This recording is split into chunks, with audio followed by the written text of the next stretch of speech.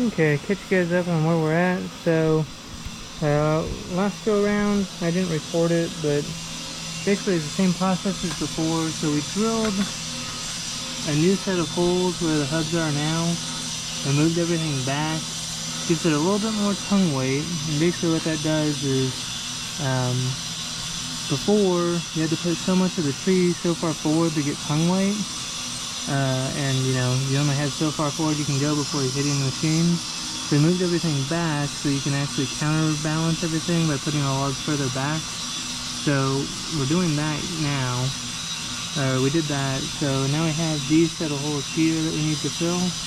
So we have plates made for those that we're going to weld on the inside to cover that up and re-strengthen that. We then took some 3-inch channel and we're going to attach those to the sides, so that you have like 2x4 pockets. It's a little less than 2x4s, but since we can cut our own wood, we'll be able to put those on. And then make a new hitch so that everything's closer to the otter. Welcome back to the Schmitter's 100 Acre Woods. So here I had mentioned that we need to get those plates welded in to help strengthen the frame back up. So here we're getting those tacked in. Not having to do a full weld all the way around, just kind of stitch welding it around the corners. And while we're on this side and have the tire off, we go ahead and get the pockets welded on.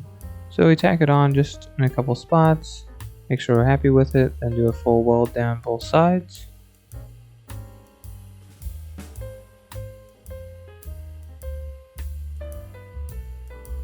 Here initially we're using 6013 for the welding rods, and just the way that it works, you have a lot of the flux that wants to fall and you have to burn through to get a good weld.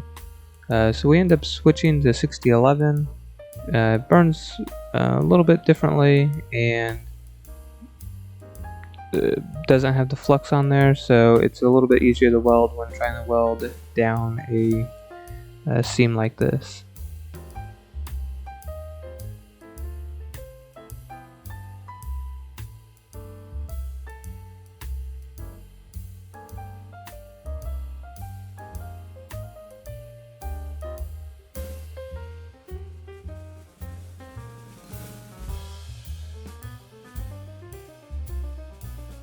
So since we got everything on this side done, go ahead and put the tire back on, and we'll move the entire party to the other side of the trailer and do the same thing by getting the piece around those holes welded in, as well as getting the 3 pockets put on.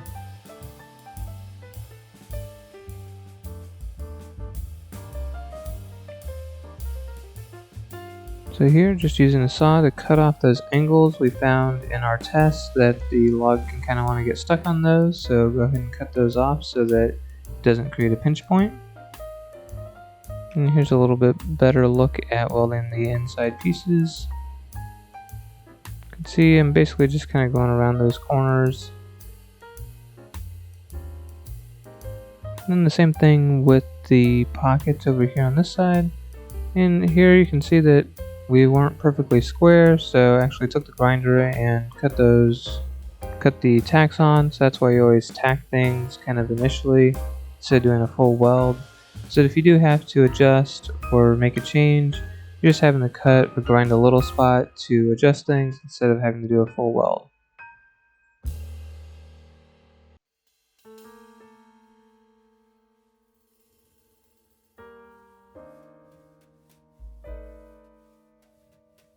So now I have those on, go ahead and put the wheel back on.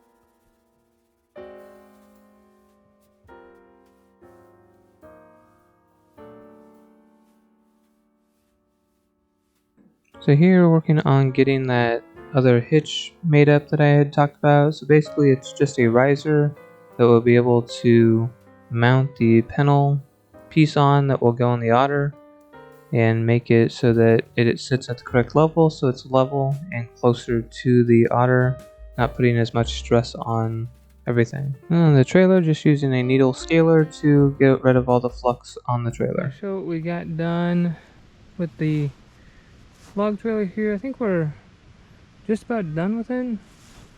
So as I mentioned, we had the holes here, or the tires here.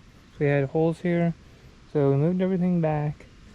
So we went ahead and put plates in each side just to kind of help strengthen that back up. And then we put these pockets.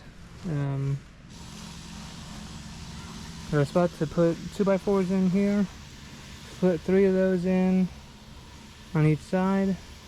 Basically you can put a 2x4 in each of those, and it'll kind of help contain wood inside this. So for the bigger logs, we figure we'll put like a log on and it'll kind of sit in this valley here. And the idea is with the pocket, we'll be able to put 2x4s in if we have lots of smaller trees where weight's not really an issue. It's more just kind of keeping it contained within the wheels. We can put some 2x4s in there and then stack stuff up a little bit more. So we got that added on. So I think we're just about to the point where we're going to paint. So we bought some etching primer. So we'll probably go through and prime everything so that kind of etches on and will hopefully help some of the rust and kind of actually bind to it. And then we found some orange paint. So we'll go ahead and paint the whole thing orange just so it sticks out and kind of matches everything else we got going. So went through and needled everything. So took the needler and cleaned up all the welds where there was any flux left over, so got that done. So I think it's to the point now where it's pretty much ready to paint. So I have just a couple more things we wanted to do before we painted. So here you'll notice we did do a weld on top there, which I'll explain later.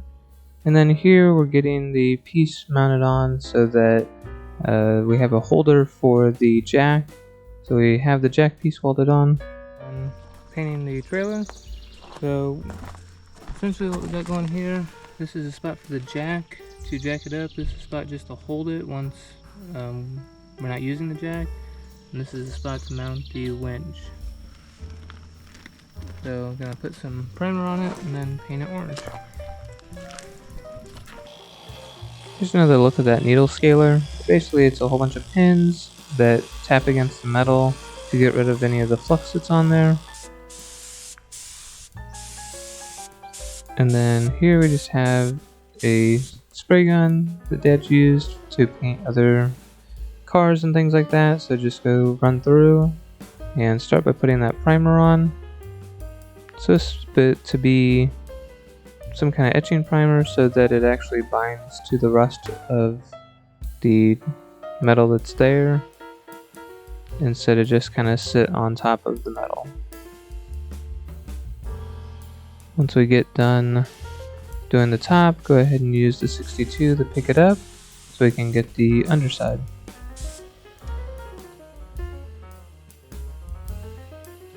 And because we didn't want any overspray on the tractor, we wanted to just put a tarp over the front of that so that we didn't end up with any overspray ending up on the 62 hood.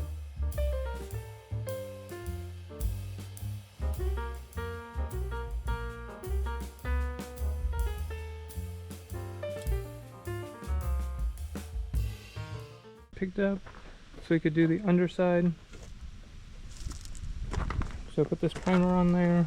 It's kind of a base coat. It's supposed to work with the metal to kind of bind to it a little bit more. So use that sprayer, put this on. So now let it dry, which it's drying pretty quick, but we'll let it sit for a bit. And then we'll hit it with some orange paint. So able to buy a container of it.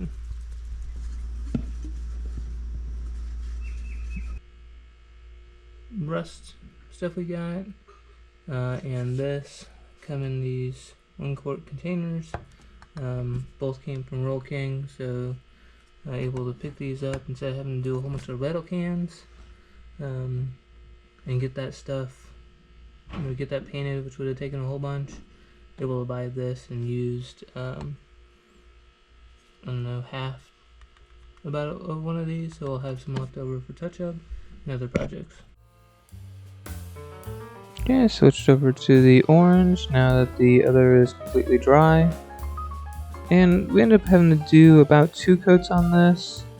It is one of those that it doesn't do a great job as far as if you come into contact with other metal, but it does protect it and help prevent future rusting, and the orange will make it stick out in the woods whenever we have it on trails.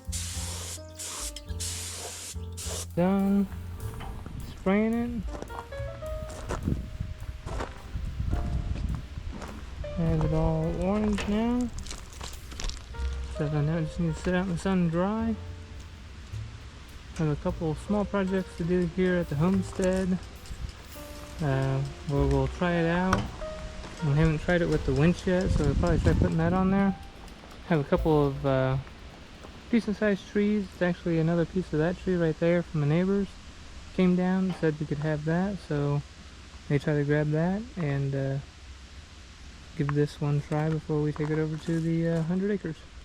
Okay, so the first thing to note here is we did end up putting poly along those cross pieces. The poly pipe just allows for a slick surface to pull onto, so that's what the black is there. And then here we're just using the winch hooked up to the battery of the tractor and pulling that log right on. So here just using the 62 to kind of help get it on initially, and the idea is that we'll use this hook to the auger when we don't have another vehicle there to pick up the log. So thank you for watching. Be looking out for when we use this at the 100 acres. Hit that thumbs up button, like, subscribe, and we'll catch you next time.